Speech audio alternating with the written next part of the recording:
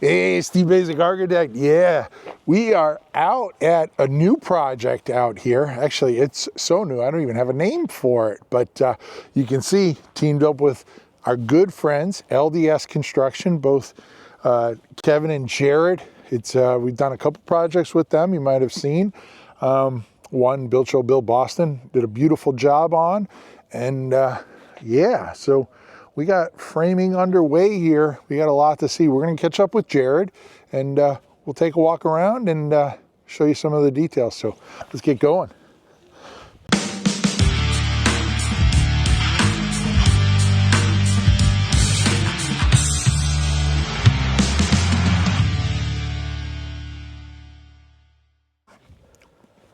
All right, so we're going to catch up with Jared. I figured we'd just take a little walk around the outside. We could talk about some of the details. So, hey, Jared. Hey, Steve. Always a pleasure, man. We're back at it. So for those of you that don't remember, Build Show Network, Build Show Build Boston, LDS was the contractor, did a bunch of videos with Jared on there, walking around, beautiful house, and we're on to the next one. Got a nice one here, too. We got a nice one here, too. Really great clients.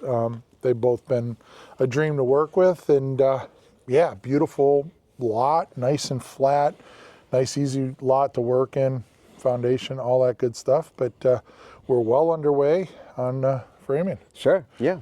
I saw roof trusses got delivered. Roof trusses were dropped off on Tuesday, so now we're going to get ready, get the crane scheduled to drop these in. Guys are putting their gable ends together. The roof's going to be on this in no time. Next week we'll have a roof on, we'll sheathe it, and then we're going to do a standing seam roof. Yeah, there we go. How about if we take a walk around and we can just walk and talk and look at some of the details. So standard Zip R6, 2x6, 24-inch on center. Now we have a different framer here.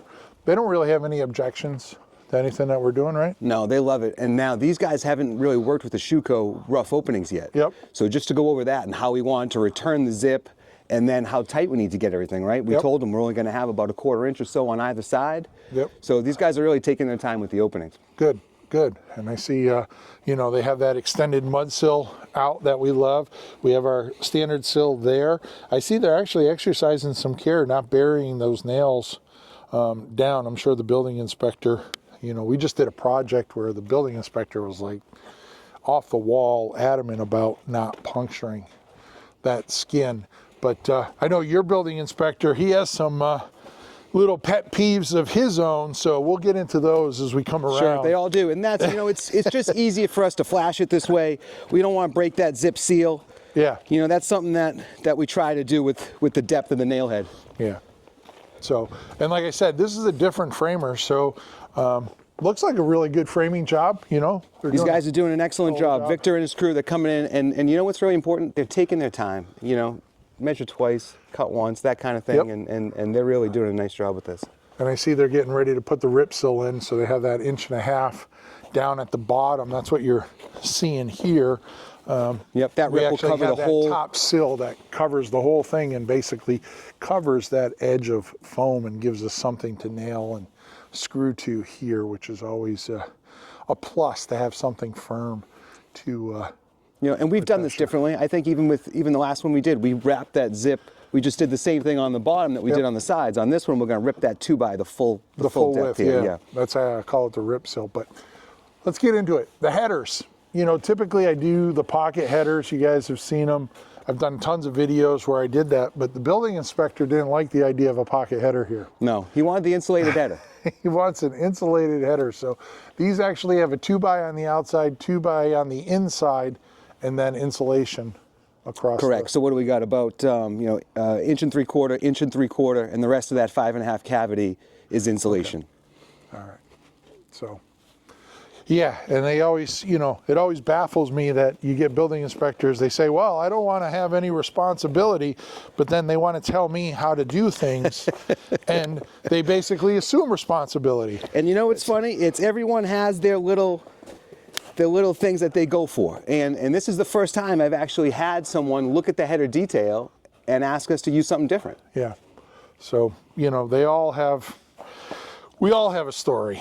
And this comes building locally. Inspectors, We get these headers and this trusses and the material locally in Bellingham from Structural Wood Systems. So these guys are local and they So deal with this did they inspector. make up the header? They made, well, they buy the header all in their lineal lengths, and then Okay. he sends it to me lineally with what I need. But they do so many projects around here. I think that the building inspector is comfortable with what they provide, and he's now defaulting to it. I gotcha. Yeah. I gotcha.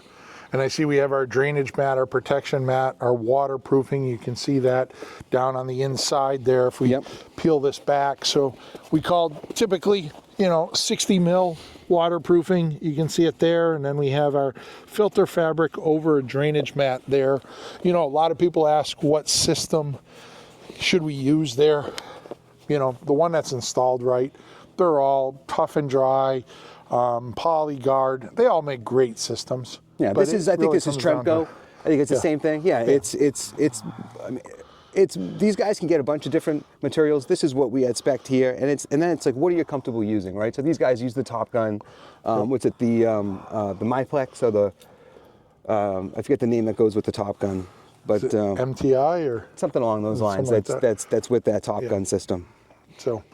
We have our window well detail here, which we use this at Build Boston. Now, a lot of people, and this client is no different. They say, oh, I want a one-story ranch. Okay, 3,000 square foot. Okay, but then that yields a 3,000 square foot basement. Right, and then they look at it and say, oh, well, can we use any of that basement? Well, we can. Oh, can we put some bedrooms down there? Well, you can, but we need to create an egress route. And so there's systems that we have used, Bilco, if we were just putting in one or something like that, then we can put that system in and have that singular system. But in this case here, we actually have 2 bedrooms downstairs. So at some point, it just makes sense, let's just carve out a well. We'll form it in the concrete, and then I'm going to go to the end here, Stevos, but if you wanted to just shoot from that side and get a shot inside that well, goes from a 10-inch wall to an 8-inch wall. And my good buddy, who's the concrete guy? Larry. Larry Walsh. He's a great guy. He's Yep. like, I ain't got time to talk. I ain't got time for video. And then you ask him a question, and the next thing you know, an hour later, Larry's done talking. He's a character. It's a character. He has the aluminum forms though, so when he's done, you can tell. Yeah, his job, and he does a really good job. He's meticulous. He strings it all out and does a beautiful job. But you can see that light well. What that does is it allows somebody in the basement bedrooms now to go out a full-size window. That's going to get backfilled up to that screen there, but that whole drainage is tied into our perimeter drain system. Correct. Right, so we're not going to fill this with water, and water is going to go dumping in our windows.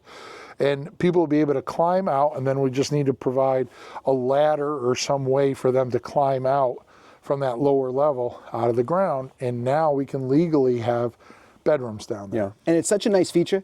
It's tough for people to really understand how it's going to come together. This is one we did that's very similar in Build Show Boston, Yeah. where it was something like this, where it separated the 2 bedrooms, and it's tough to get an idea until you see those rooms finished and you see the light coming in, and you realize, Yeah. wait a second, I don't even feel like I'm in a basement anymore. No, these are the exact same windows. We're going to use the Schuco triple glaze there. We'll buck out the foundation system there and insulate it and do all of that stuff properly, and we'll have a full real bedroom window there. Right, and we'll have the drainage like you talked about.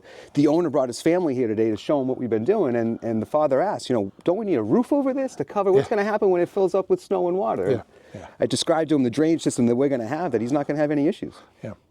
So, no, that's always a plus. We're doing more and more of those systems too, So, It's great for basement living, especially in a house that's designed like this, where you have so much space down there like you described.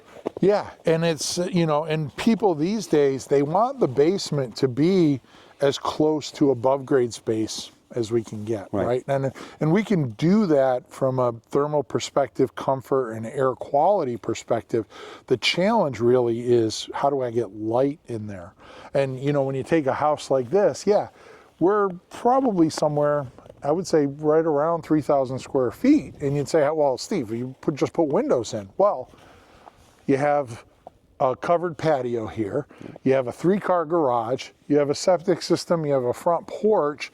It's like, you know, that say 350 linear feet of foundation wall really gets diced up really quick, and you don't have a lot of opportunity. And you know, there's going to be over here even, we're going to have that, but we need places to put mechanical equipment and stuff like that. So it becomes a challenge sometimes to try and get that light down in the basement. So, you know, laying out the basement and that design.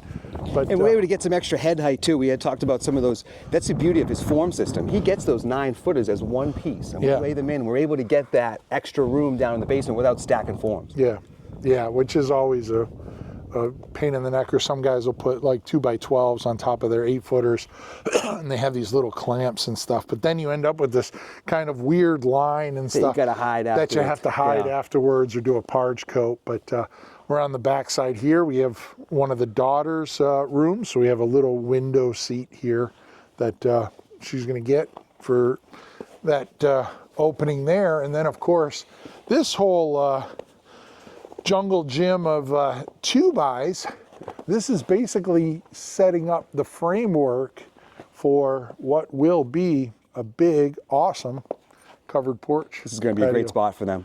Yeah. Yep. Those trusses just going to continue out, and then these guys made a quick change. I know that we had gone back and forth with you here as we were ordering these. They wanted to get a little more of a vault here, so we scissored these trusses out back. Truss, So this should look awesome. Good.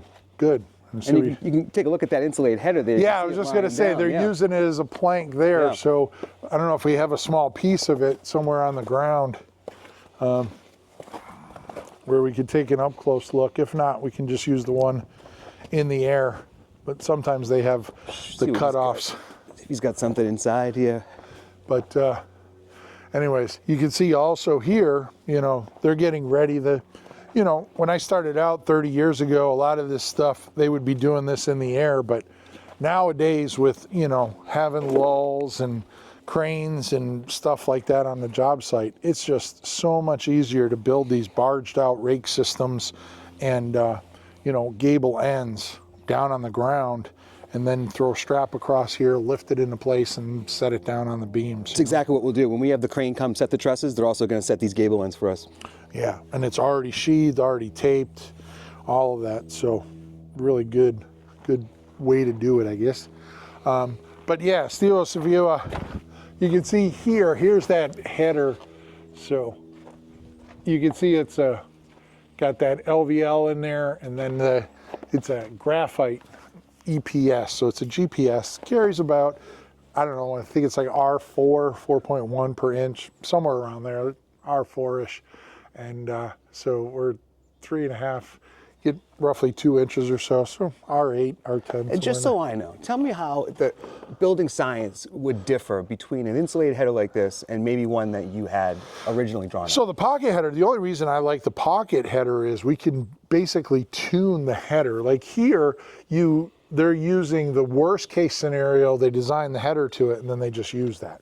So we have some small openings like that little window there that has a header that's, you know, 8 times stronger than it needs to be, where you could get away with 1 ply of LVL there, and then we could put a little more insulation in. And the other thing is I mean, the framer, obviously they're used to these, and it's not a problem for them. The nice thing about the pocket header is the insulator insulates that pocket when they're insulating the stud cavity, right? And so you get to use the same insulation. So it really is 6 of one, half dozen of the other. The important thing is the damn thing is insulated, right? How it gets insulated and execution is kind of the secondary tier. The first thing is insulate it. Yep. And that's one thing in our state, you know, we're in Massachusetts here. Our prescriptive code seems to be above and beyond a lot of the rest of the country, right? But I know in some states they're still building the headers like we used to build them, with 2-bys and plywood and throw them in. And then they throw them in. And not only that, but, you know, one of the other fallacies is, you know, wood moves a lot. Drywall doesn't. And you see drywallers, they put up the drywall and they say, oh, well, you know, on the last job we had a bunch of cracking, so they'll put in more screws. And it's like, the reality is the more screws you put in, the more movement you get, or dissimilar movement. So the header shrinks, the drywall can't move with it, so it cracks. So, you know, having those pocket headers kind of takes out this whole field of an area for the drywaller to make attachments. And it's kind of a sparse attachment, but then in reality, what we're doing is creating an environment for less drywall cracking. Makes sense. So it's, you know, like I said, 6 of one, half dozen of the other. You know, coming around here, you can see more fields of gables. These are, you know, these are just getting laid out. They're starting to lay out the rakes and the barge system. They have all the Zip-R sheathing on there. You can see truss tracks there. They dropped off all of our trusses. We have some AZEK coming. They're going to completely trim out all of these gable ends before they get put up. Okay. Yeah, that's, I mean, it's so much easier down below. And actually, I've seen some guys even take it like one step further. They'll build like 4 or 5 horses and they'll build these trusses up here. So the guys don't even have to bend over, right, to trim them out. You get a better job at the end of the day. The joints are tighter. Everything just looks better. Yeah, when this is up in the air and you're trying to put all that trim up, the guy's thought is, I need to get the hell off this ladder. Like, getting the trim up is secondary to, how the hell can I get off this ladder? Especially in January in New England. January in New England with the wind blowing, right? And we're not on the shoreline here, but, you know, anyways, it's, you know, always a treat to see these things. And, you know, one of the nice things that this site has is it has some space. Yeah. Right. Definitely beneficial for us. We had some area to store them because that was an issue. When these come, if I don't have a spot to store them, I need a crane here ready to put them up. Yeah, yeah. And not only do you have a place to store, and these are some pretty good sized trusses, but you have places to build out, you know. I don't know, we have probably a half dozen, 7 or 8 maybe. Laid out. Yeah. Laid out in different areas. So basically all of the gables are made that you can lift them up in place and, yeah. And have at it. It's a beautiful flat site, and we got it prepared the right way too before we started to frame. We talked about this before. Yeah. We put the driveway in. We got everything ready, and honestly, it's been perfect. Keeps everything clean. Gives me a nice place to stage. Yeah. But overall, a nice flat lot and a really good spot for us to build. Yeah, and even though we said we're in New England and we were just talking about how cold it is, when the sun comes out, it dries it. It turns everything to mud and muck. And you know, like you said, putting that driveway in and having it in. It really helps out the situation a lot. Just a small difference. You know, for those of you not familiar, you know, trusses, one of the things they do is every time they build a truss, they all come with, you know, their little signature. So this is a, you know, truss 1. The G is, I'm guessing it's for a gable because these are all vertically aligned on the flat. And then the SO1s, these are the field trusses. So that'll be the first one that goes in. And then all of these other ones, either A1s or SO1s. But you guys get a drawing from the truss company that basically maps out. So every one of these has a home, and some of them you can see it goes SO1, SO1A. So there's probably some slight modification in that SO1A that designates it as being just a little bit different. Yep, and we get shop drawings that match up to your architecturals that we go back and make sure of. These ones here are the scissor ones, it looks like, that we're seeing here. That's going to have a vaulted ceiling on those ones there. But yes, these are all set up for us in shop drawings and then an overall plan. So when I give it to the framers and to Victor, he's able to know exactly where these go and just place them. Yeah, no. Easy for those guys, they love it. Right, place them with the crane, and then we get you know, a few lifts of plywood up there. And Victor, what's the name of the framing company? That's a good question. And he changes it every day. I hear you. I hear you. Because you said Victor and Framer. We just did a project down in Acushnet, and I want to say the lead framer guy was named Victor. Was he? Yeah. He runs around with an iPad on his waist all day. So this is he's a sub here. Okay. And it's kind of like where, you know, a framer we have who has his A crew and then subs out other crews. Yep. So he's a sub of that crew. Okay. Okay. You have to leave that one out, Steve-O's. No. That's we're back to where we started, so we have a couple more. I say, why don't we kill this video right here, and we can jump inside and we can take a walk around and look at some of the details and do a little frame walk on the inside. So Sounds good. we'll check that out. All right. All right. Well, if you're a subscriber, thank you.